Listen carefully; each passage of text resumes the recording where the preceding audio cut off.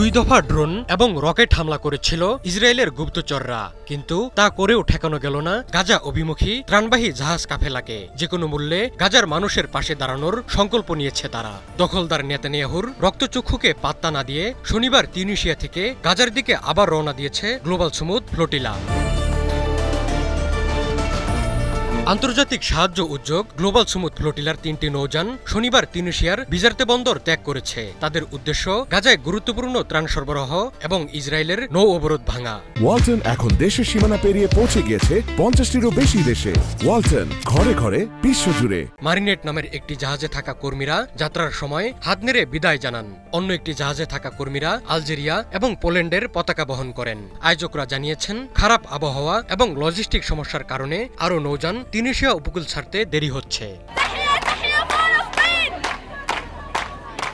গত ৩১ August Spain থেকে যাত্রা শুরু করে the global flotilla for Gaza. এটিকে বলা হচ্ছে বিশ্বের বৃহত্তম সমুদ্র মিশন। এই মিশনে ৪৪টিরও বেশি দেশের প্রতিনিধি এবং প্রায় ১০০টি নৌযান একত্রিত হয়েছে, যাদের মধ্যে সুইডিশ কর্মী গ্রেটা থুনবার্গ এবং পর্তুগিজ বামপন্থী রাজনীতিবিদ মারিয়ানা মোরটাগুয়াও আছেন। বহরের প্রথম অংশে ডজনখানেক ছোট নৌযানে চিকিৎসক, মানবিক সহায়তা কর্মী এবং জরুরি ত্রাণ সামগ্রী রয়েছে। গত ৪ সেপ্টেম্বর তিউনিসিয়ার দ্বিতীয় দল তাদের সঙ্গে যোগ দেয়, আর সেখানেই গত ৯ সেপ্টেম্বর গ্লোবাল স্মুথ ফ্লোটিলার প্রধান নৌযানটি ড্রোন হামলার শিকার হয়। এরপর দিনই মিশনের আরেকটি নৌযানে একই ধরনের হামলা হয়। দুই হামলাই ঘটে তিউনিসিয়ার উপকূলে, যখন নৌযানগুলো সেখানকার একটি বন্দরে নোঙ্গর করা ছিল। গ্লোবাল স্মুথ ফ্লোটিলা এক বিবৃতিতে জানিয়েছে, এই হামলার উদ্দেশ্য ছিল ভয় দেখানো, যাতে তারা পিছু হটে। Drone that fired on our ship.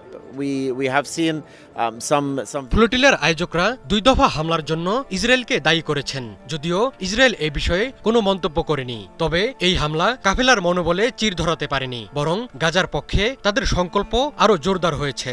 ফলে তারা যাত্রা চালিয়ে যাওয়ার সিদ্ধান্ত নেয়। শনিবার তিউনিসিয়ার বিজার্তে বন্দর থেকে তারা গাজার উদ্দেশ্যে রওনা হয়। ফিলিস্তিনের গাজা উপত্যকায় মানবিক বিপর্যয় নামিয়েছে ইসরায়েল। খাবারের অভাবে লাগাতার অমানবিক দিন যাপন করছেন গাজার বাসিন্দারা। এমন পরিস্থিতিতে কিছুটা আশার আলো দেখাচ্ছে গ্লোবাল স্মুথ ফ্লোটিলা। গাজার উপর ইসরায়েলের দীর্ঘদিনের নৌ অবরোধ ভেঙে ফিলিস্তিনিদের জন্য খাদ্য, ওষুধ এবং অন্যান্য প্রয়োজনীয় মানবিক সহায়তা নিয়ে এগিয়ে যাচ্ছে তারা।